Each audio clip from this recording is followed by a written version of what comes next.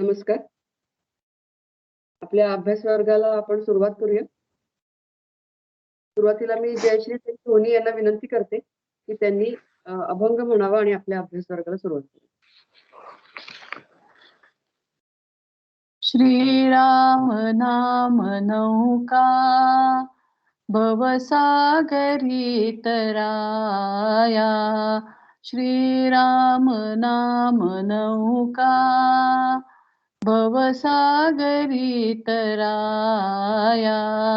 मदमोह लोभ सुसरी किती डंखती विषारी.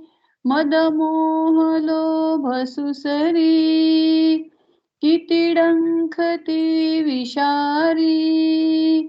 ते दुःख शांत भाया मांत्रिक राम राया. ते दुःख शांत भाया मांत्रिक राम राया. श्रीराम नाम नौका भवसागरी तराया. सुटले अफाट वारे मन तारु त्यात बिथरे. सुटले अफाट वारे मन तारु त्यात बिथरे. त्या वादळातुनिया नेईल राम राया. त्या वादळातुनिया नेईल राम राया.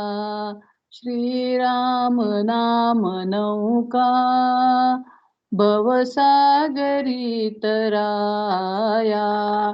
भ्रमभोवऱ्यात अडली नौका परीन बुडाली. भ्रमभोवऱ्यात अडली नौका परीन बुडाली. धरुनी सुकाणू हाती बसले राम राया. धरुनी सुकाणू हाती बसले राम राया. श्रीराम नाम नौका भवसागरी तराया. आम्ही सर्व प्रवासी जाणार दूर देशी. आम्ही सर्व प्रवासी जाणार दूर देशी. तो मार्ग दाखवाया अधिकारी राम राया.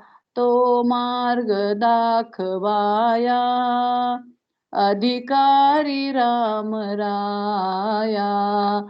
श्रीराम नाम नौका भवसागरी तराया. जयामुखी नसे तो नरकवासी वसे तो. जयामुखी नसे तो नरकवासी वसे तो. त्यातून उद्धराया स्वामीच राम राया. त्यातून उद्धराया स्वामीच राम राया. श्रीराम नाम नौका भवसागरी तराया. रामावीण जग हे आहेच शून्य सारे. रामावीण जग हे आहेच शून्य सारे. फुलवावया जगाला माळीच राम राया. फुलवावया जगाला माळीच राम राया. श्रीराम नाम नौका भवसागरी तराया. हा देह नाशवंत जाणार सत्य सत्य. हा देह नाशवंत जाणार सत्य सत्य. म्हणून तुम्ही स्मराहो श्रीराम नाम नित्य. म्हणून तुम्ही स्मराहो श्रीराम नाम नित्य. श्रीराम नाम नौका भवसागरी तराया. श्रीराम नाम नौका भवसागरी तराया. भवसागरी तराया. भवसागरी तराया. छान छान झाला अभंग. मागच्या शनिवारी आपण चौथा श्लोक बघितला होता, पण त्याच्या ओव्या वाचन आपण घेतलं नव्हतं. तर आज आपण चौथ्या श्लोकाच्या ओवी वाचनाने सुरुवात करूया आणि मग आपण पुढे जाऊया. तर मी सुरुवातीला सुचिताला विनंती करते की तिने चौथ्या श्लोकाच्या ओवी वाचन करावं माऊलींची. नमस्कार. सर्वयोनिषु कौन्तेय मूर्तयः सम्भवन्ति यः तासां ब्रह्ममहद्योनिरहं बीजप्रदः पिता. या कारणे मी पिता महद्ब्रह्म माता अपत्य पंडुसुता जगदंबरू. आता शरीरे बहुते देखोनी न भेद हो चित्ते. जे मनबुद्ध्यादी भूते एकेची येथे हा गा एकेची देही. काय अनारिसे अवयव नाही तेवी विचित्र विश्व पाही एकची हे. पै उंचा नीचा डहाळिया विषमा वेगळालिया. एकाची जेवी जालिया बीजाचिया आणि संबंधू तोही ऐसा. मृत्तिके घटू लेकू जैसा का पटत्व कापुसा नातू होय. नाना कल्लोळ परंपरा संतती जैसी सागरा. आम्हा आणि चराचरा संबंधू तैसा. म्हणून वन्ही आणि ज्वाळ दोन्ही वन्हीची केवळ. तेवी मी गा सकळ संबंधू वावो. जाले निजगे मी झाके तरी जगत्वे कोण फाके. किळेवरी माणिके लोपिजे काही. अलंकारा ते आले ते तरी सोने पण काही गेले. की कमळ फाकले कमळत्व मुके. सांगपा धनंजया अवयविया. अच्छा दिजे की तया तेची रूप. की विरुढले या जोंधळा कणिसाचा निर्वाळा. वेचला की आगळा दिसतसे म्हणून जग परवते. सारोनी पाहिजे माते तैसा नव्हे उखिते आघवे मीची. हा तू साचोकारा निश्चयाचा खरा. गाठी बांधवीरा जीवाची ये. आता मिया मज दाविला शरीरी वेगळाला. गुढी मीची बांधला ऐसा आवडे. जैसी स्वप्नी आपण उठवूनिया आत्ममरण. भोगी जे गा जाण कपिध्वजा. का कवळा ते डोळे प्रकाशुनी पिवळे. देखती तेही कळे तयासीची. नाना सूर्यप्रकाशे प्रकटी तै अभ्रभासे. तो लोपला हेही दिसे सूर्येची की. पै आपण पेनी जालिया छाया गा आपुलिया. बिहोनी बिहालिया आन आहे. तैसी इये नाना देहे दाऊनी मी नाना होये. तेथ ऐसा बंधू आहे तेही देखे. बंधू कान बंधिजे हे जाणणे मज माझे. नेणणेनी उपजे आपलेनी तरी कोणे गुणे कैसा. मजची मी बंधू ऐसा आवडे ते परियेसा. अर्जुन देवा गुण किती किंधर्म काई यया रूपनाम. के झाले हे वर्म अवधारिजे. सुरुवात करूया आपण. ब्रह्मानंदं परमसुखदं केवलं ज्ञानमूर्तिं द्वन्द्वातीतं गगनसदृशं तत्त्वमस्यादिलक्ष्यम् एकं नित्यं विमलवचलं सर्वधी साक्षिभूतं भावातीतं त्रिगुणरहितं सद्गुरुं तं नमामि. गुरुर्ब्रह्मा गुरुर्विष्णू गुरुर्देवो महेश्वरः गुरुः साक्षात् परब्रह्म तस्मै श्री गुरवे नमः. अलंकापुरी पुण्यभूमी पवित्र तिथे नांदतो ज्ञान राजा सुपात्र तया आठविता महापुण्य राशी नमस्कार माझा सद्गुरु श्री ज्ञानेश्वराशी. सर्वांना नमस्कार. मागच्या वेळेला आपण चौथा श्लोक बघितला होता, त्यातल्या माऊलींच्या ओव्या आपल्याला आज बघायच्या आहेत. तर चौथा जो श्लोक आहे त्याचा अर्थ असा आहे की हे कौंतेया, सर्व योनींमध्ये जी शरीरे निर्माण होतात त्या सर्वांचे कारण आई म्हणजे माया आहे आणि बीज पेरणारा पिता म्हणजे परमेश्वर आहे. म्हणजे महत ब्रह्म ही माता आहे असं म्हटलेलं आहे आणि पिता हा प्रत्यक्ष परमेश्वर आहे असं म्हटलेलं आहे. थोडक्यात आम्ही सगळेजण हे त्या परमेश्वराचीच लेकरे आहोत. या सृष्टीमध्ये जे जे काही दिसतंय ते अष्टधा प्रकृतीतलं आहे. मन, बुद्धी, अहंकार आणि पंचमहाभूते अशी ही 8 तत्वे ही अष्टधा प्रकृती आहे. मग ह्या अष्टधा प्रकृतीमध्ये जे जे काही निर्माण झालेलं आहे ते सगळं माझ्यापासूनच निर्माण झालेलं आहे असं भगवंत म्हणतात. आणि त्यामुळं वेगवेगळी शरीरं बघून तुझ्या चित्तामध्ये भेद येऊ देऊ नकोस असंही भगवंत अर्जुनाला सांगतायत. पुढं काय म्हणतात भगवंत की अरे अर्जुना, एकाच देहामध्ये भिन्न आकारांचे अवयव नसतात का? म्हणजे आता इथं कसं आहे, माऊलींनी ह्याचा खूप मोठा विस्तार केलेला आहे आणि माऊलींनी वेगवेगळे दृष्टांत दिलेले आहेत की ही परमेश्वराचीच लेकरं आहेत किंवा मी आणि हे सृष्टी हे भिन्न नाहीये हे समजावून सांगण्यासाठी माऊलींनी वेगवेगळे दृष्टांत दिलेले आहेत. खूप सुंदर दृष्टांत आहेत माऊलींनी दिलेले, ते आपण आता एक एक बघूया. पहिला दृष्टांत माऊली काय देतात तर ते देहाची उपमा देतात. म्हणजे एक देह आहे आणि त्या देहामध्ये वेगवेगळे अवयव आहेत, आपल्या डोळ्यासमोर येत आहेत. तर आता हे अवयव आणि तो देह, जे त्या देहाला हात आहेत, पाय आहेत, डोळे आहेत, कान आहेत, हे सगळे अवयव जरी वेगवेगळे असले तरी सुद्धा तो देह हा एकच आहे. त्याप्रमाणे भगवंत म्हणतात की हे विश्वामध्ये ही भिन्नता दिसतेय पण तरी सुद्धा हे सगळं एकच आहे, कारण यांचे माता पिता हे एक आहे.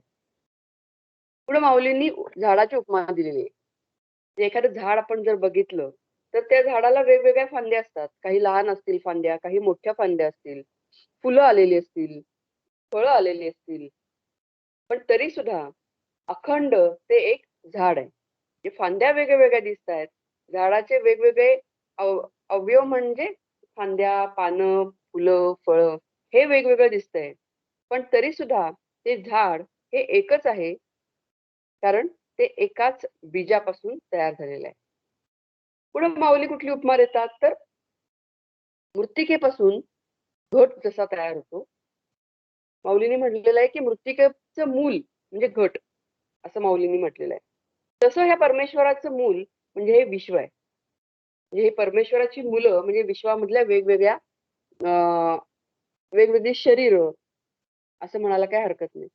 तर तसं माऊलींनी हे मृत्तिकेचं उदाहरण दिलेलं आहे. म्हणजे मृत्तिकेपासून जसं घट बनतो तसं परमेश्वरापासून हे विश्व निर्माण झालेलं आहे. म्हणजे घट आणि मृत्तिका हे वेगळं नाहीच आहे.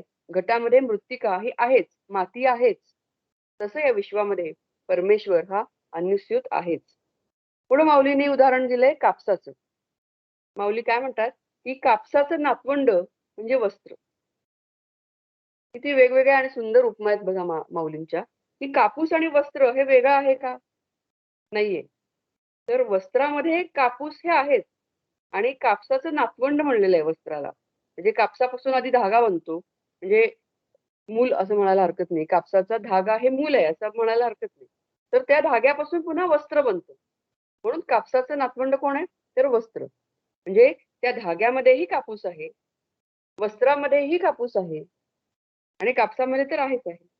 म्हणजेच या विश्वामध्ये सगळीकडं परमेश्वर याच प्रकारे भरलेला आहे. पुढे दृष्टांत दिलेला आहे तो म्हणजे समुद्राचा. तर समुद्राची संतती म्हणजे लाटा असं माऊली म्हणतात.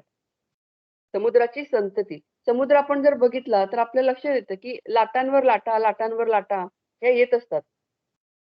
मग समुद्र आणि लाटा ह्या काय वेगळ्या आहेत का? तर वेगळं काही नाहीये. तर समुद्राचीच संतती म्हणजे लाटा आहेत. त्या लाटा एक लाट येईल, मोठी लाट येईल, छोटी लाट येईल आणि पुन्हा त्या समुद्रामध्येच ही लाट ही विरून जाते.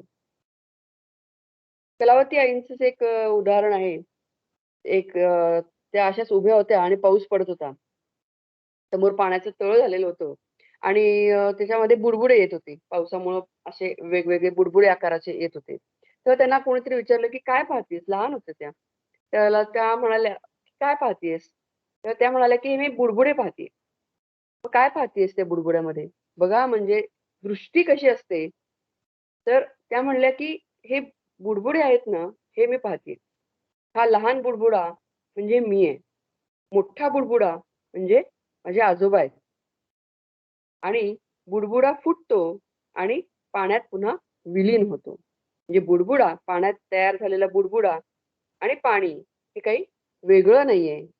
पाण्याचीच संतती बुडबुडा असं माऊलींच्या भाषेत म्हणायला काही हरकत नाही. त्याप्रमाणे कलावती आई म्हणतात, की मी आणि आजोबा या परमेश्वराची लेकरं आहे. आणि हे उदाहरण हे माऊलीने असं अशा प्रकारे दिलेलं आहे, की समुद्राची संतती ह्या लाटा आहेत. पुढे माऊली काय उदाहरण देतात, तर अग्नी आणि ज्वाळा हे दोन्हीही अग्नीच आहेत. त्याप्रमाणे मीच जग आहे, असं भगवंत म्हणतायत. आम्ही गिरनारला गेलो होतो. तिथं 3 डोंगर आहेत. तर दुसऱ्या डोंगरावर गोरक्षनाथांची धुनी आहे. ती धुनी अखंड पेटलेली असते आणि त्याच्या पुढच्या डोंगरावर ही दत्त महाराजांची धुनी आहे. तर तिथं धुनी म्हणजे कसं आहे, तर अ, ती अखंड पेटती आहे. पण आम्ही जेव्हा बघितलं, म्हणजे आम्ही साधारण सोमवारी सकाळी 8:30च्या दरम्यान गेलो होतो आणि त्यावेळेला आम्ही धुनीच्या समोर बसलो. पूर्ण अशी राख दिसत होती. सगळेजण भारावलेले होते आणि दिगंबरा, दिगंबरा असा जप चालू होता आणि त्या भावामध्ये सगळेजण रंगून गेलेले होते. आमच्या समोर त्यांनी लाकडं काढली वरून आणि ती लाकडं त्या राखेवर ठेवली. तिथं कुठेही रॉकेल वापरलं गेलं नाही, काड्याची पेटी वापरली गेली नाही. सगळ्यांचा जप चाललेला होता. दिगंबरा, दिगंबरा, श्रीपाद वल्लभ दिगंबरा. सगळं वातावरण अतिशय भारावलेलं होतं. आणि 9 वाजता आपोआप तिथं अग्नी प्रकट झाला. आणि हे आम्ही आमच्या डोळ्यांनी पाहिलेलं आहे. काहीही तिथं वापरलेलं नव्हतं. आमच्या समोर लाकडं काढली, त्या राखेवर ठेवली आणि जप चालू होता. लोकं बाहेर आलेले होते, आतले लोकं. आत कुणीही नव्हतं आणि आपोआप तिथं अग्नी प्रगट झाला. आणि अग्नी प्रगट झाला आणि हळू-हळू मोठमोठ्या ज्वाळा तिथं निर्माण झाल्या. जे दत्त महाराजच अग्निरूपामध्ये दर्शन देतात, असं तिथं मानलं जातं. म्हणजे तिथं आम्ही बघितलं, त्यावेळेला तिथं काय होतं, तर फक्त राख होती. तिथं अग्नी होता असं आम्हाला जर कोणी विचारलं असतं, तर आम्ही काय म्हणलं असतं, की "नाही, नाही, इथं काही अग्नी नाहीये. इथे ही तर फक्त राख आहे." पण ती धुनी आहे आणि ती अखंड धुनी आहे. आणि लाकडामध्ये सुद्धा अग्नी आहे. पण आम्हाला तो दिसतोय का? तर आम्हाला तो दिसू शकत नाही. ज्वाळांमध्येही अग्नी आहे आणि अग्नीमध्ये तर अग्नी आहेच. तेच माऊली म्हणतात, की अग्नीमध्ये आणि ज्वाळांमध्ये दोन्हीमध्ये अग्नी आहे. तसंच मी सर्वत्र भरलेलो आहे. परमेश्वर सगळीकडे आहे आणि ही परमेश्वराची लेकरं आहेत आणि त्यांच्यामध्ये परमेश्वराचा हा अंश आहे. आपण काय होतं, की आपण विश्व बघतो आणि ते खरं मानतो आणि परमेश्वराला विसरतो. आणि त्यामुळं जग माझ्यामुळे निर्माण झालेलं आहे आणि मी जगाने झाकला गेलो असं होईल का? असं भगवंतच प्रश्न विचारतात. काय विचारतात भगवंत? की हे जग माझ्यामुळे निर्माण झालेलं आहे. मी पिता आहे ह्या जगाचा आणि मग या जगानं मी झाकला गेलोय असं होईल का? त्यासाठी पुन्हा काही दृष्टांत माऊलींनी दिलेले आहेत, की माणिक आपण बघतो. आपल्याला माहिती आहे, की माणिक त्याचं तेज किती सगळीकडे पसरलेलं असतं. तर माणिक आपण बघतो, त्यावेळी त्याचं तेज हे सगळीकडे पसरलेलं असतं आणि मग त्या तेजानी माणिक झाकलं गेलं, असं होईल का? असं होऊ शकणार नाही. म्हणजे माणिकाचंच तेज सगळीकडे पसरलेलं आहे, पण त्या तेजामुळं काही माणिक झाकलं जाणार नाहीये. तसं भगवंत म्हणतायत, की माझ्यामुळं हे विश्व निर्माण झालेलं आहे. माझं तेज सगळीकडे पसरलेलं आहे आणि त्या विश्वामुळं मी झाकला जाईल, असं कसं होईल? यासाठी आणखीन एक दृष्टांत भगवंत देतात, माऊली देतात, की सोन्याचे अलंकार जर केले तर त्यातलं सोने पण जातं का? तर सोने पण तसंच राहतं. आपण जेव्हा अलंकार जर सोनाराकडे घेऊन गेलो, तर आपल्या लक्षात येतं, की सोनार काय बघतो? तो अलंकार बघत नाहीये. तो अलंकार मोठा आहे, लहान आहे, त्याचे डिझाइन कसं आहे किंवा त्यातलं वजन किती आहे, हे काहीही सोनार बघत नाहीये. सोनार काय बघणार? त्यातलं सोनं किती आहे, हे बघणार. पहिल्यांदा तो काय आपण समजा त्यांना विचारायला गेलो, तर पहिल्यांदा ते काय करतील, तर ते वितळवतात तो अलंकार. त्याच्यात चोख सोनं किती आहे, हे बघतात. आणि मग त्याप्रमाणे त्याचं वजन करून त्याच्यामध्ये सोनं किती आहे, हे सोनार सांगतो. तर ही सोनाराची दृष्टी आपल्याला येणं गरजेचं आहे. आपली सुद्धा दृष्टी ही त्याप्रमाणे व्हायला पाहिजे. म्हणजे हे विश्व बघताना आम्हाला जे दिसतं ते आम्ही बघतो. पण ह्या सगळ्यांच्या पाठीमागं परमेश्वर आहे आणि परमेश्वराने ही सृष्टी निर्माण केलेली आहे, हे आम्ही विसरता कामा नये. ह्या सृष्टीचा निर्माता, त्याचा पिता हा परमेश्वर आहे, हे आम्ही विसरता कामा नये. पुढे माऊलींनी कमळाचं उदाहरण दिलेलं आहे, की कमळ उमललं तरी त्याच्यातलं कमळत्व राहतच. त्याप्रमाणे ही सृष्टी निर्माण झाली तरी त्याच्यातलं जे परमेश्वरी अंश आहे हा तसाच राहतो. पुढे आणखीन माऊली उदाहरण देतात, की अवयवी म्हणजे देहधारी. अवयवी ज्याला अवयव आहेत तो देहधारी. तर हा देहधारी हा अवयवांकडून झाकला जात नाही, तर अवयव हेच त्याचे रूप आहे. जेव्हा आम्ही वेगवेगळे अवयव बघतो, तर ते शरीर त्या अवयवांमुळे झाकलं जात नाही, तर अवयव हे त्याचं रूप आहे. हे माऊली वेगवेगळे दृष्टांत देऊन काय समजावून सांगतायत, की हे जग माझ्यामुळे निर्माण झालंय, पण या जगानं मी झाकला गेलेलो नाही, असं होणारच नाही. यासाठी हे वेगवेगळे दृष्टांत माऊली देतायत. इथे मला एक छोटासा एक जोक आठवला. एक लहान मुलगा होता आणि एक अस्वल दरवेशी घेऊन आलेला होता आणि त्याची आजी त्याला सांगते, की "अरे, ते अस्वल बघ दिसते का तुला? ते बघ ते अस्वल आलंय समोर." लहान होता तो. तर तो म्हणतो, की "कुठे आहे, कुठे आहे? मला तर काही अस्वल दिसलंच नाही." तर आजी म्हणते, "अरे नाही का ते समोर अस्वल आहे." तर तो काय म्हणतो, की "छे, छे मला तर इथे सगळे केसच दिसतायत. इथं काही अस्वल दिसतच नाहीये." म्हणजे अस्वलाचे केस हा त्याचा अवयव आहे. पार्ट अँड पार्सल आहे. म्हणजे केस आणि अवयव हे वेगळं नाहीये. तसं माऊली इथं म्हणतात, की अवयवांकडून देहधारी काही झाकला जात नाही, तर अवयव हे त्याचं रूप आहे. आणखीन एक दृष्टांत माऊली देतात, की ज्वारीचा कण आहे आणि ज्वारीचा हा कण जर पेरला, म्हणजे ज्वारीचा एक छोटासा कण घेतला आणि तो पेरला, तर काय होईल? त्याला अंकुर येतील. अंकुर फुटल्यानंतर काय होईल? त्याच्यातनं झाड तयार होईल आणि त्याला कणीस लागेल. आता हे कणीस परिपक्व झाल्यानंतर जर एखाद्यानं विचारलं, की तुम्ही जो पूर्वी ज्वारीचा कण पेरलेला आहे, तो दाखवा बरं. असं जर कोणी विचारलं तर दाखवता येईल का? तर तो पूर्वीचा ज्वारीचा कण जो काही पेरलेला आहे, तो दाखवता येणार नाही. पण तो नाहीसा झाला असं म्हणता येईल का? तर तो नाहीसा झाला असंही म्हणता येणार नाही. उलट तो पुष्कळ पटींनी वाढलेला आहे. म्हणजे आम्ही जो ज्वारीचा दाणा पेरला, तो अनेक पटींनी वाढून त्याचं कणीस तयार झालं. ज्वारीचं कणीस तयार झालं. त्यामुळं ह्या जगाला दूर करून मला पाहावं असा मी नाहीये, तर सगळ्यांमध्ये मी आहे, असं भगवंत म्हणतात. मला कुठं बघायचंय? तर ह्या जगामध्येच मला तुम्ही बघा. जगाला दूर करून मला बघण्याची गरज नाही. मी सर्व शरीरांमध्ये आहे, असं भगवंत म्हणतात. म्हणजे आतापर्यंत भगवंत आपल्याला काय पटवून देतायत, माऊली काय पटवून देतायत, की मी सर्वांमध्ये आहे. भगवंत सर्वांमध्ये आहे. आणि या सृष्टीचा, या विश्वाचा पिता कोण आहे? तर भगवंत आहेत, परमेश्वर आहेत. हे आपल्याला माऊलींनी वेगवेगळ्या दृष्टांतातून समजावून सांगितलेलं आहे. असं जरी असलं, तरी अज्ञानी लोक हे परमेश्वराला जाणत नाहीत. असं का बरं होतं? म्हणजे मीच या सृष्टीचा निर्माता आहे, रचयिता आहे, कर्ता करविता आहे, असं जरी आहे, तरी सुद्धा अज्ञानी लोक हे मला जाणत नाहीत. कारण मी दिसतच नाहीये ना. दिसतंय काय, आम्हाला समोर जे दिसतंय ते आम्ही सत्य मानतो आणि त्यामुळं आम्ही परमेश्वराला जाणत नाही. अज्ञानी लोक हे परमेश्वराला जाणत नाहीत. निरनिराळ्या शरीरामध्ये माझे प्रकाशन हे माझ्याकडूनच होते असं भगवंत म्हणतात.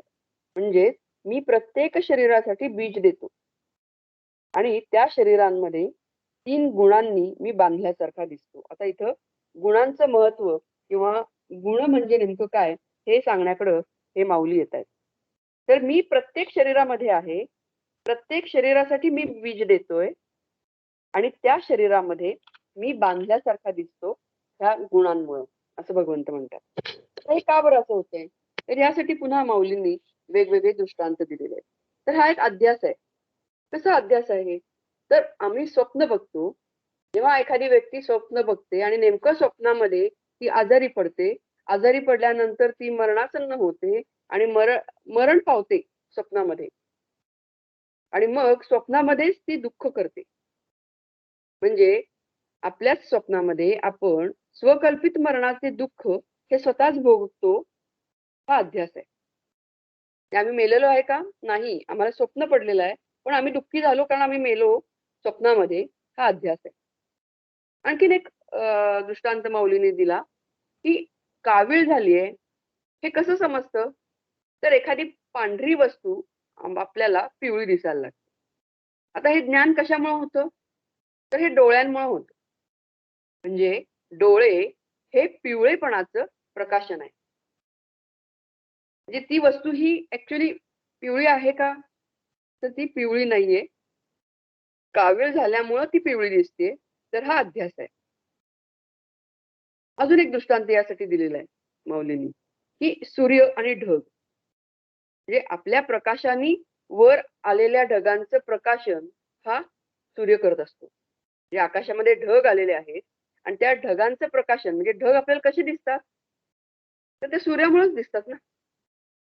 म्हणजे त्या सूर्याच्या प्रकाशामुळे आम्हाला ढग दिसतात आणि जेव्हा हे ढग सूर्यबिंबाच्या समोर येतात, तेव्हा ते सूर्याला झाकून टाकतात. जे सूर्यबिंबावर आलेल्या ढगाने सूर्याला झाकून टाकलंय, हे सुद्धा सूर्याच्या प्रकाशामुळेच समजतं. कारण सूर्याच्या प्रकाशामुळेच ढग दिसतायत आणि सूर्य आता दिसत नाहीये, हे सुद्धा आम्हाला सूर्याच्या प्रकाशामुळेच कळतं. हा अध्यास आहे. म्हणजे ढगांच्या आवरणामुळे सूर्य दिसत नाही असं आम्हाला वाटतं, पण तो नाही असा आहे का? तर तो आहे. समजा एखाद्या लहान मुलाला आकाशात बघायला सांगितलं, तर तो काय म्हणेल, की आकाशामध्ये ढग आहेत आणि ढगांनी सूर्याला झाकलेलं आहे, त्यामुळे सूर्य काही दिसत नाहीये. त्यामुळे तो काय म्हणेल, की नाही, नाही आकाशामध्ये सूर्य नाहीये, पण ढग आहेत. पण त्याचे वडील ज्ञानी आहेत. त्यांना माहिती आहे. ते काय म्हणतील त्याला समजावून सांगतील, की "अरे राजा, सूर्य जरी तुला दिसत नसला, तरी तो आहे. तो या ढगांच्या आड लपलेला आहे." त्याप्रमाणे संत, ज्ञानी लोक हे काय आहेत? हे ज्ञानी आहेत आणि ते अज्ञानी जीवांना समजावून सांगतायत, की परमेश्वर दिसत नसला तरी तो सर्वांमध्ये आहे. आणि हेच माऊली हे वेगवेगळ्या दृष्टांतामधून सांगतायत. समर्थ रामदास स्वामींनी हा काविळ जे आपण मगाशी बघितलं दृष्टांत माऊलीने दिलेला, तोच माया निरूपण नावाच्या समासामध्ये दासबोधामध्ये त्यांनी म्हटलेलं आहे, की "भोवंडीने पृथ्वी कलथली, कामिणीने पिवळी झाली, तन्य पातस्था अनुभवली, तैसी माया."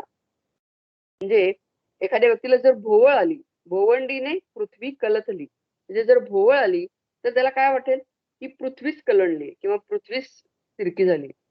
पृथ्वी खरं तर तिरकी झालेली आहे का? नाही. त्या व्यक्तीला भोवळ आलेली आहे. पण तो काय म्हणतो, की "अरे ती पृथ्वी कळंळली की काय?" किंवा एखाद्या व्यक्तीला जर कावीळ झाली, तर तो काय म्हणेल, "हे सगळं मला पिवळं दिसतंय. हे जगच पिवळं झालेलं आहे." तर ॲक्चुअली पिवळं आहे का? नाहीये. हा अध्यास आहे. किंवा सन्निपातस्था अनुभवली. सन्निपात नावाचा एक आजार आहे, की त्याच्यामध्ये वात, पित्त, कफ हे तिन्ही वाढतात आणि व्यक्तीचं मानसिक, शारीरिक संतुलन बिघडतं. म्हणजे मग त्यावेळेला काय वाटतं, की हे सगळंच बिघडलेलं आहे. तैसी माया. तशी ही माया आहे. आणि ह्या अध्यासामुळं हे आम्हाला असं वाटतं की भगवंत आम्हाला समजू शकत नाही. किंवा समर्थ रामदास स्वामींनी आणखीन एक दृष्टांत दिलेला आहे की भगवे वस्त्र देखता मनाला वाटे अग्नची लागला विवंचिता प्रत्ये आला तैसी माया. एखाद्याने जर भगवं वस्त्र बघितलं लांबून तर त्याला वाटतं की तिथं अग्नीच म्हणजे आग लागलेली आहे किंवा अग्नी तिथं आलेला आहे किंवा आग लागलेली आहे असं त्याला वाटतं. प्रत्यक्ष आग लागलेली आहे का? तर नाही. तिथं भगवं वस्त्र आहे. तर अशा प्रकारे हा अध्यास असल्यामुळं हे अज्ञानी लोक हे भगवंताला समजू शकत नाहीत. अजून एक दृष्टांत माऊलीने दिलेला आहे की एखादा स्वतःचीच छाया बघून घाबरतो. पण ती छाया त्या व्यक्तीपेक्षा वेगळी नाहीये. म्हणजे त्या छायेचं प्रकाशन हे त्या व्यक्तीनेच केलेलं असतं. व्यक्ती आणि छाया वेगळी नाही, हा अध्यास आहे. त्याप्रमाणे भगवंत काय म्हणतात, की अनेक देहांना मी प्रकाशन करतो. प्रकाशन करतो म्हणजेच काय? मी त्यांच्यामध्ये चैतन्य देतो, चैतन्य घालतो आणि त्या शरीरांमध्ये मी असतो. पण होतं काय, की त्या शरीरांमध्ये मी बांधला गेलेलो आहे असं वाटतं. आता हे कशामुळे वाटतं? तर 3 गुणांमुळे वाटतं. आणि ॲक्चुअली भगवंत काय म्हणतायत, की त्या गुणांचंही प्रकाशन मीच करतो. म्हणजे माझ्याच प्रभावामुळं त्या गुण आहेत हे समजतं. मग आता ह्यातनं बाहेर कसं पडायचं? तर पुन्हा तिथं भगवंतांनी उतारा दिलेला आहे, की मी कोण आहे याचं यथार्थ ज्ञान झालं, की गुणांचा बंध दिसत असूनही त्यामध्ये बांधलं जात नाही. म्हणजे भगवंतांनी टप्प्याटप्प्याने सगळं समजावून सांगितलेलं आहे, की आधी काय सांगितलं, की हे सृष्टीचा रचयिता कोण आहे? मी आहे. मी पिता आहे. महत ब्रह्म ही माता आहे. आणि ही सगळी सृष्टी आम्ही निर्माण केलेली आहे आणि तरी सुद्धा अज्ञानी लोक हे भगवंताला का ओळखू शकत नाहीत? त्याची वेगवेगळी दृष्टांतांनी माऊलींनी समजावून सांगितलेलं आहे. आणि मी परमेश्वर प्रत्येक शरीरामध्ये आहे. माझा अंश प्रत्येक शरीरामध्ये आहे. आणि मग मी तिथं बांधला गेलो आहे असं वाटतं. पण मी प्रत्यक्ष बांधला गेलेलो नाही. आणि हे कधी समजेल? तर मी कोण आहे याचं यथार्थ ज्ञान झालं, की मग हा गुणांचा बंध असून सुद्धा तिथं मी म्हणजे हा अध्यास हा नाहीसा होतो. आणि आपल्या यथार्थ स्वरूपाच्या अज्ञानामुळं मात्र इथं बंध उत्पन्न होतो. आता हा बंध कसा उत्पन्न होतो? किंवा त्यातून बाहेर पडायचं असेल तर काय करावं लागेल? हे भगवंत आता इथं पुढं सांगणार आहेत. म्हणजे गुण म्हणजे काय? इथं या श्लोकामध्ये फक्त त्यांनी गुणांचा उल्लेख केलेला आहे. मग गुण म्हणजे काय? ते किती आहेत? ते कुठे उत्पन्न झाले? त्यांचे नाव काय? त्यांचं रूप काय? त्यांचं वैशिष्ट्य काय? हे आता इथून पुढच्या श्लोकांमध्ये भगवंत सांगणार आहे. तर मी सुचेताला विनंती करते की तिने 5वा श्लोक आणि त्याच्या ओव्या ह्याचं वाचन करावं. सत्वं रजस्तम इति गुणाः प्रकृतिसम्भवाः निबध्नन्ति महाबाहो देहे देहिनमव्ययम्. तरी सत्वरजतम तिघांसीही हे नाम आणि प्रकृती जन्म भूमिकायया येथ सत्वते उत्तम रजते मध्यम तिही माझी तम सावी आधारे.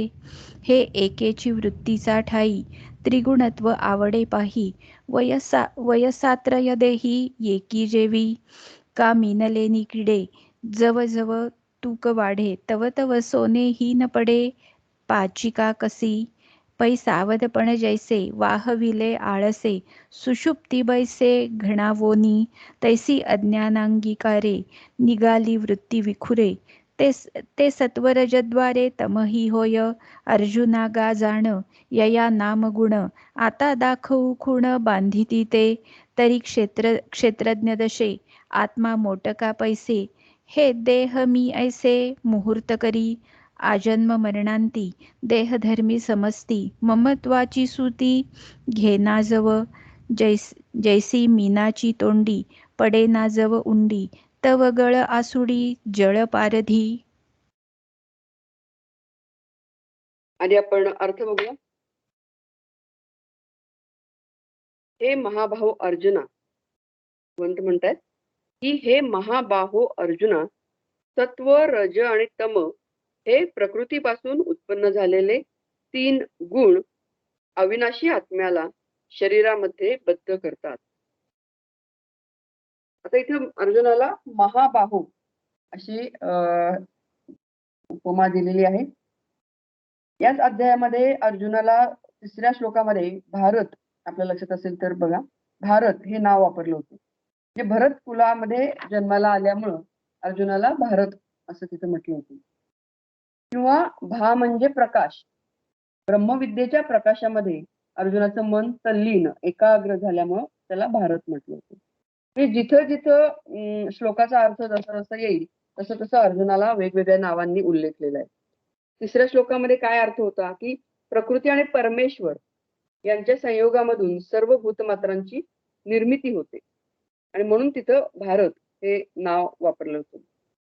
4थ्या श्लोकामध्ये कौंतेय हे कुंतीपुत्र अर्जुन असं कौंतेय असं हे नाव होतं.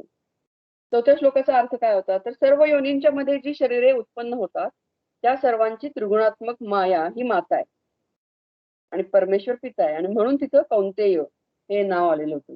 वेगवेगळ्या ठिकाणी आपल्याला वेगवेगळी नावं ही अर्जुनाची दिसतात.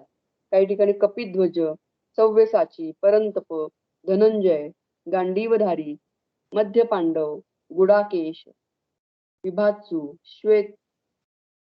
श्वेतवाहन, परंतप, परंतप म्हणजे एकाग्रतेने शत्रूंचा नाश करणारा, असं हे वेगवेगळ्या ठिकाणी ही वेगवेगळी अर्जुनाची ही नावं आलेली आहेत. तर इथं काय म्हटलेलं आहे की हे महाबाहो अर्जुन.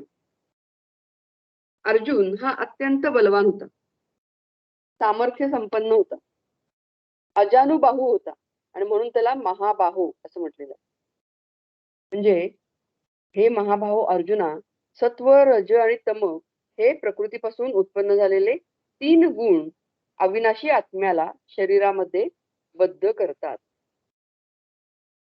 तर अर्जुन हा बलवान होता, पराक्रमी होता, पण तरी त्याला या 3 गुणांनी बद्ध केलेला आहे. तर मग सामान्य जीवांची काय कथा? अशा अर्थानं हे इथं महाबाहो हा अर्जुनाला विशेषण हे वापरलेलं आहे.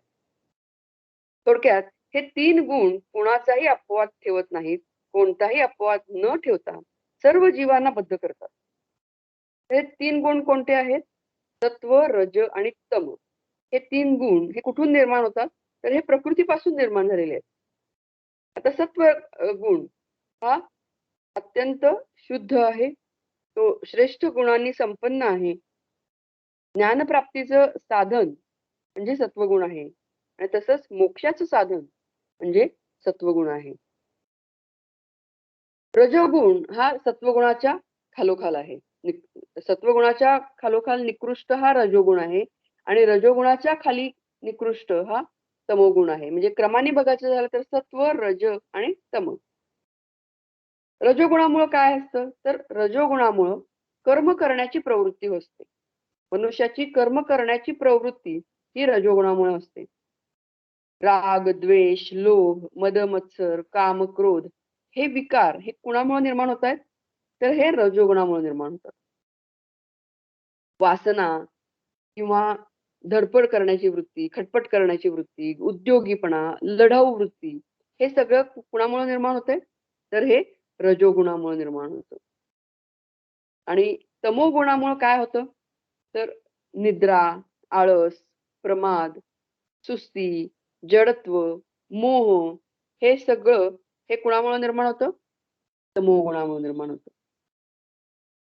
म्हणजे सत्वगुणामुळं वृत्ती ही अंतर्मुख व्हायला लागते आणि रजोगुण आणि तमोगुण या दोन्हींमुळं वृत्ती ही बहिर्मुख होते. या दोन्हींमुळं मनुष्याचं अधःपतन होतं, दुःखवर्धन होतं आणि हे दोन्ही गुण हे कसे आहेत तर संसारामध्ये गुंतवून ठेवणारे असे गुण आहेत. आता हे तिन्ही गुण हे क्षेत्रज्ञाच्या अधीन आहेत. खरं म्हणलं तर हे तिन्ही गुण हे प्रकृतीमधून निर्माण होत असले तरी हे क्षेत्रज्ञाच्या अधीन आहेत. म्हणून भगवंतांनी आधी म्हणलं होतं बघा की मीच या तिन्ही गुणांना प्रकाशन करतो. क्षेत्रज्ञामध्येच यांनी आश्रय घेतलेला आहे. पण जणू काही हे क्षेत्रज्ञाला बद्ध करतात. क्षेत्रज्ञाकडूनच त्या गुणांना शक्ती मिळतीये, सामर्थ्य मिळतंय आणि त्या गुणांच्या साहाय्यानेच क्षेत्रज्ञाला जणू काही बद्ध केलं जातं. क्षेत्रज्ञ आपण बघितलेलं आहे. क्षेत्रज्ञ योग 13व्या अध्यायामध्ये आपण बघितलेलं आहे. क्षेत्रज्ञ स्वरूपतः कसं आहे? तर क्षेत्रज्ञ स्वरूपतः निर्गुण आहे, निराकार आहे, निर्विशेष आहे, निर्विकार आहे, असंसारी आहे आणि असं असून ते साक्षात परब्रह्म स्वरूप आहे. मग हे प्रकृतीचे 3 गुण क्षेत्रज्ञाला कसं बरं बद्ध करतात? तर वास्तविक स्वरूपाने हे गुण बद्ध करत नाहीत, तर अज्ञानावस्थेत अध्यास संबंधाने क्षेत्रज्ञाला हे जणू काही बद्ध करतात. मागच्या श्लोकामध्ये माऊलींनी हे अनेक दृष्टांताद्वारे आपल्याला हे समजावून सांगितलेलं आहे की अध्यास म्हणजे नेमका कसा. तर अध्यास संबंधाने हे 3 गुण हे क्षेत्रज्ञाला बद्ध करतात. की ज्याप्रमाणे सूर्य हा नित्य प्रकाश स्वरूपच आहे, पण तरी सुद्धा काळे ढग सूर्यासमोर आले तर काय होतं की सूर्य हा काळवंडलेला दिसतो. त्याप्रमाणे प्रकृतीचे सगळे गुण आणि त्याचे विकार हे आत्म्यावर आरोपित होतात आणि त्यामुळं क्षेत्रज्ञ हा गुणांनी बद्ध झाल्यासारखा वाटतो, प्रत्यक्ष बद्ध झालेला नाही. तर हे 3ही गुण हे प्रत्येक व्यक्तीमध्ये असतात. असं काही नाही की एक व्यक्तीमध्ये फक्त सत्वगुण आहे, रजोगुण आणि तमोगुण नाहीच आहे, किंवा एखाद्या व्यक्तीमध्ये फक्त तमोगुण आहे, सत्वगुण रजोगुण नाहीच आहे, असं नसतं. 3ही गुण प्रत्येक व्यक्तीमध्ये असतात. फक्त काय आहे की सत्वगुण प्रधान असेल तर ती व्यक्ती सत्वगुणी असते. रजोगुण प्रधान असेल 3 गुणांमध्ये, जर रजोगुण प्रधान असेल तर ती व्यक्ती ही रजोगुणी असते आणि 3 गुणांमध्ये जर तमोगुण प्रधान असेल, प्रधान म्हणजे मुख्य, तमोगुण जर जास्त असेल तर ती व्यक्ती ही तमोगुणी असते. अगदी दिवसभरामध्ये सुद्धा जर आपण बघितलं तर हे 3 गुण आणि त्यांचं प्राबल्य हे बदलत असतं. म्हणजे रात्रीची झोप जर शांत झाली असेल तर सकाळी सत्वगुणाचं प्राबल्य असतं. दिवस जसा जसा सुरू होईल तसं रजोगुणाचे प्राबल्य वाढायला लागतं आणि त्यामुळे मनुष्य विविध कामं ही करू शकतो. आणि रात्री तमोगुण प्रधान असतो, तमोगुण मुख्य असतो आणि त्यामुळं निद्रा, आळस ह्याचं प्रमाण हे अधिक असतं. तसं बघायला गेलं तर या 3ही गुणांची आवश्यकता मनुष्याला आहे. म्हणजे तमोगुण जर नसेलच तर काय होईल? मनुष्याला झोपच येणार नाही. दिवसभर तो जागाच राहील आणि दिवसभर तो कामच करत बसेल.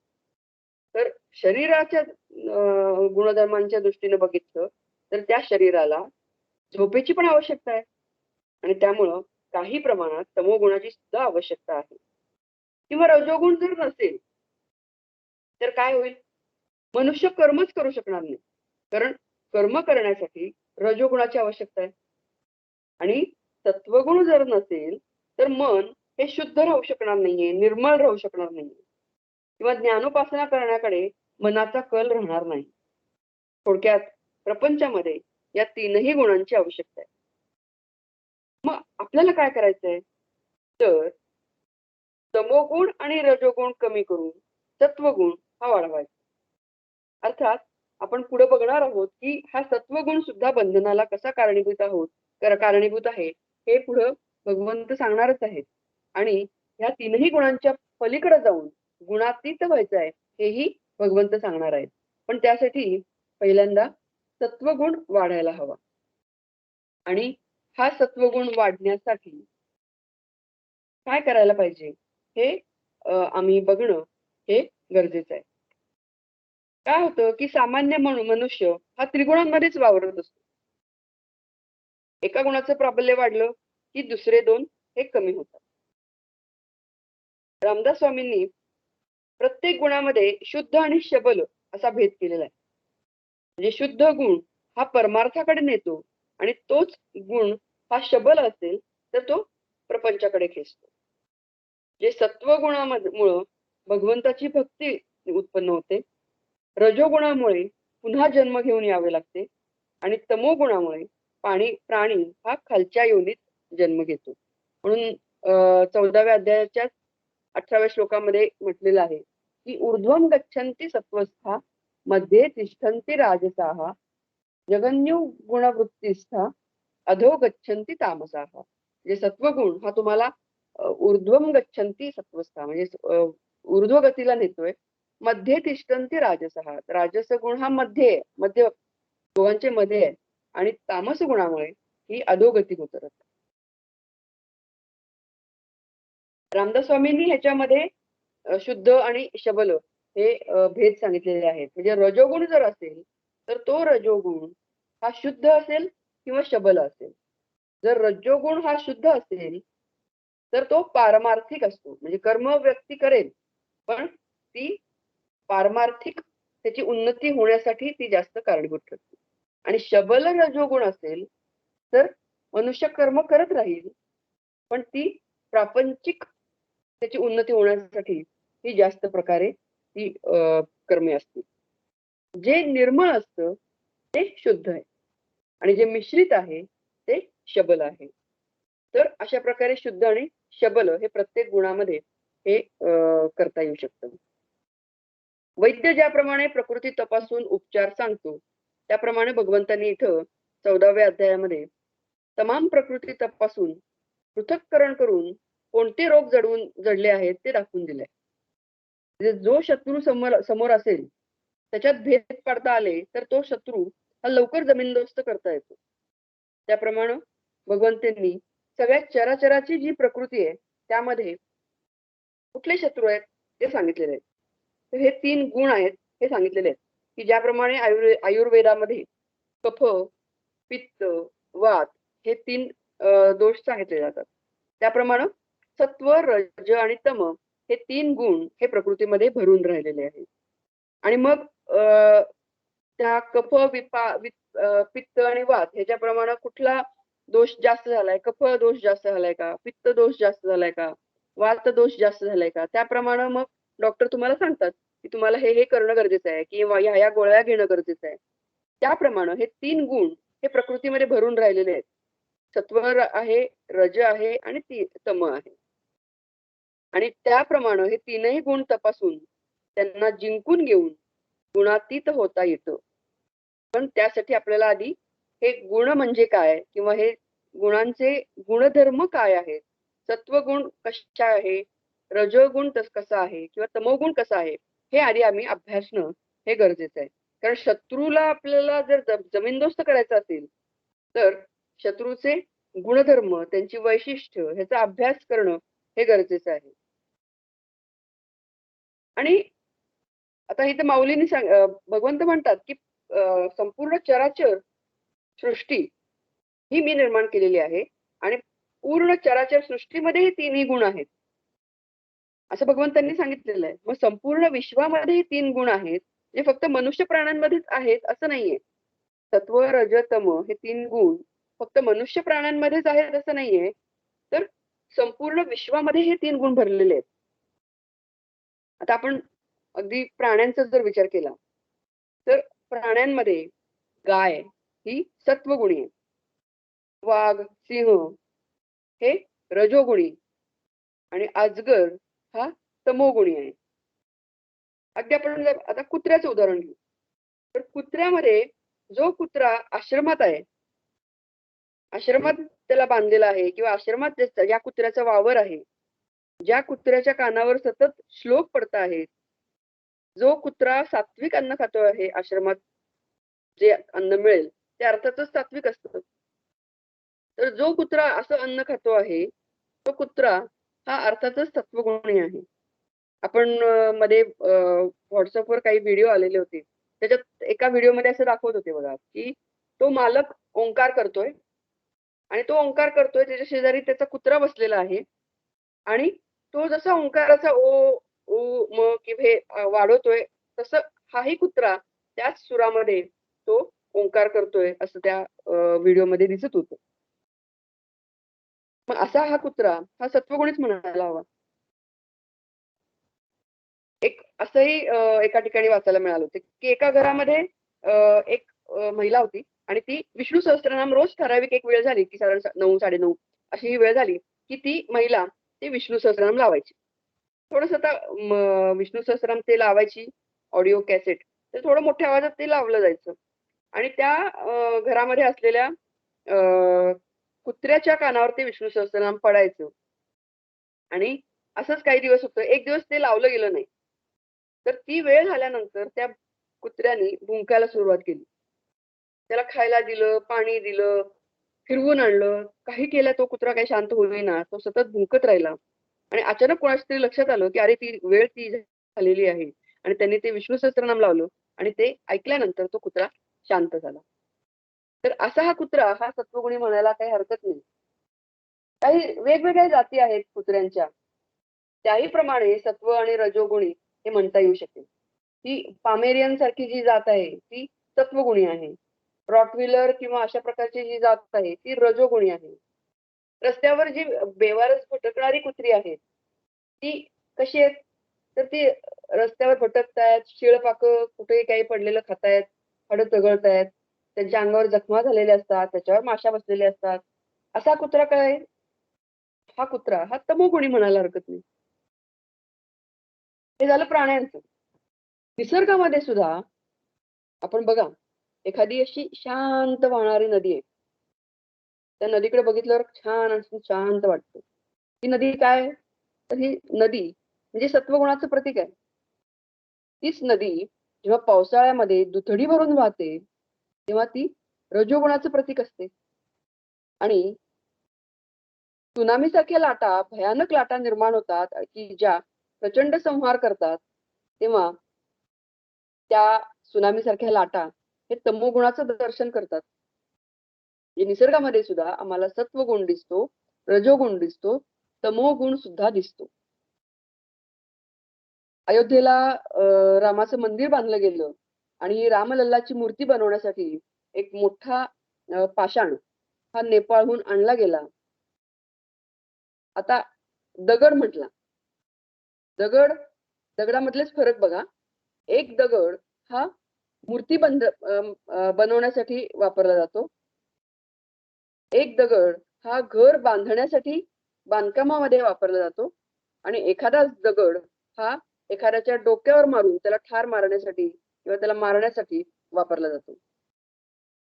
दगडाचे 3 गुण, हे 3 उपयोग हे 3 गुण दर्शवतात. रामलल्लाची मूर्ती बनवण्यासाठी मागवण्यात आलेली दगड हा तत्वगुणीच म्हणायला हरकत नाही. बांधकामासाठी वापरलेला दगड हा रजोगुणी म्हणायला हरकत नाही आणि एखाद्याला ठार मारण्यासाठी वापरलेला दगड हा तमोगुण दर्शवतो.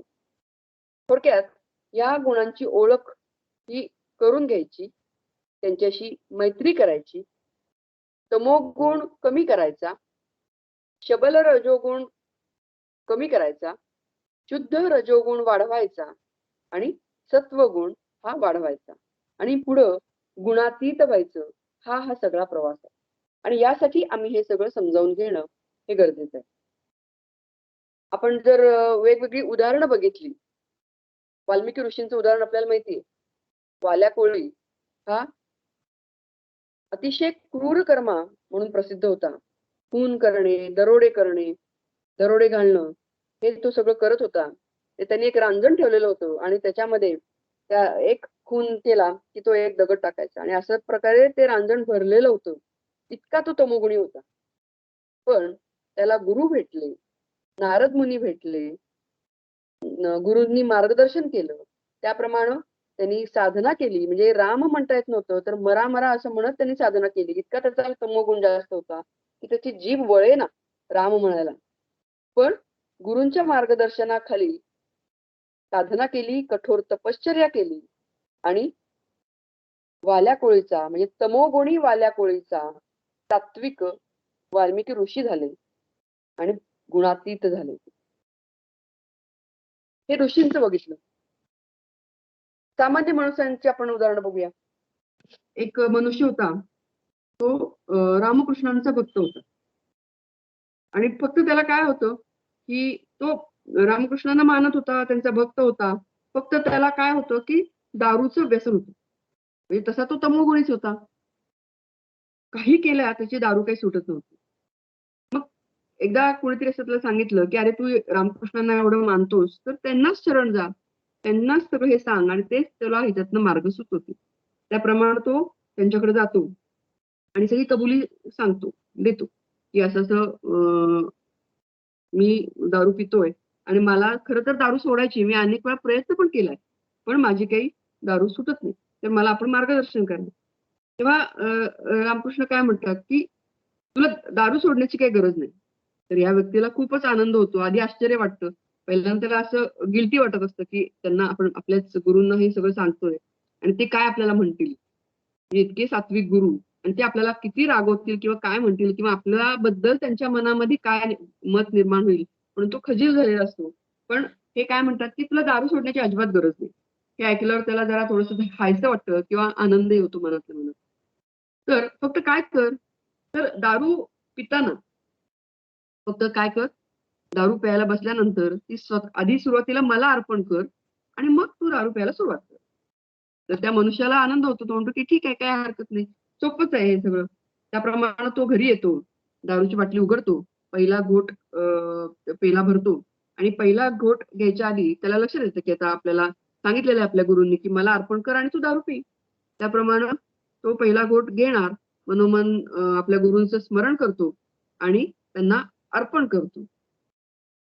त्यांना ती मनोमन अर्पण केल्याबरोबर त्याच्या डोळ्यातून पाणी यायला लागतं.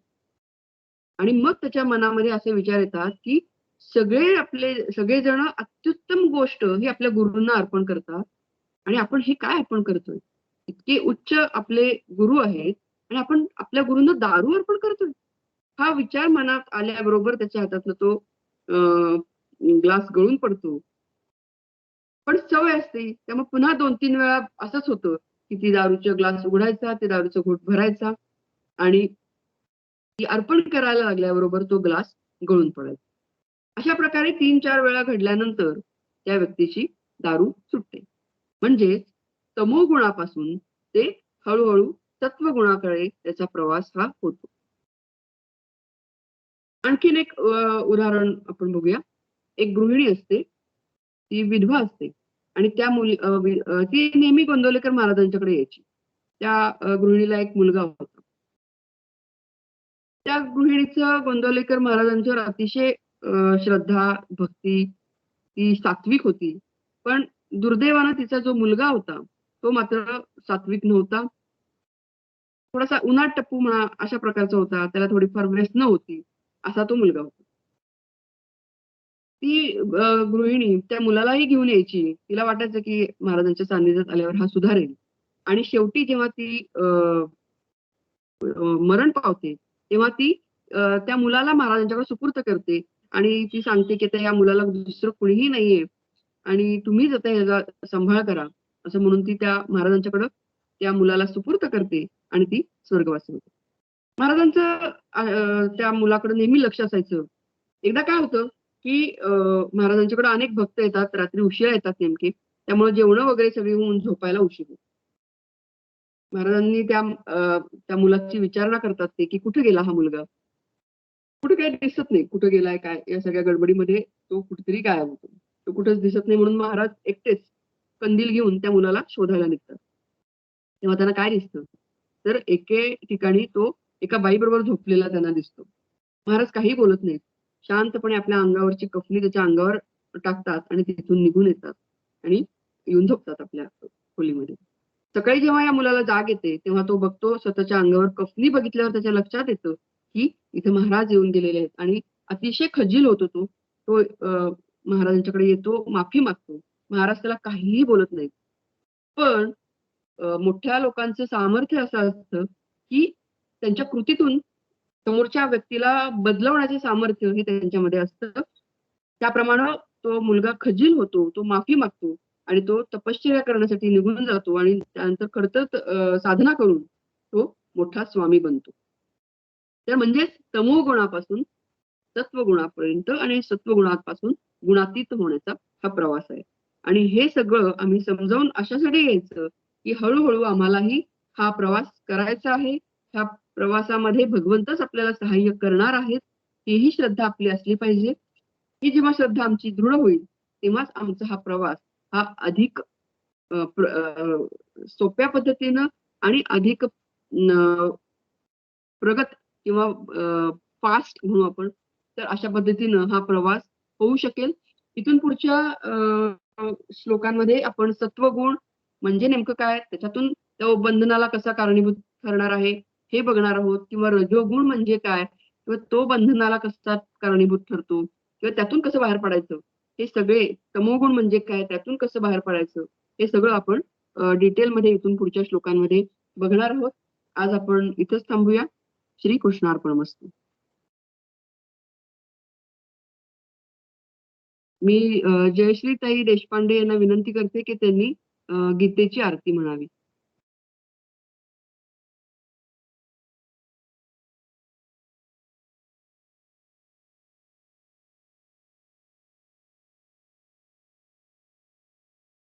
जयश्री ताई देशपांडे जॉईन झालेत का?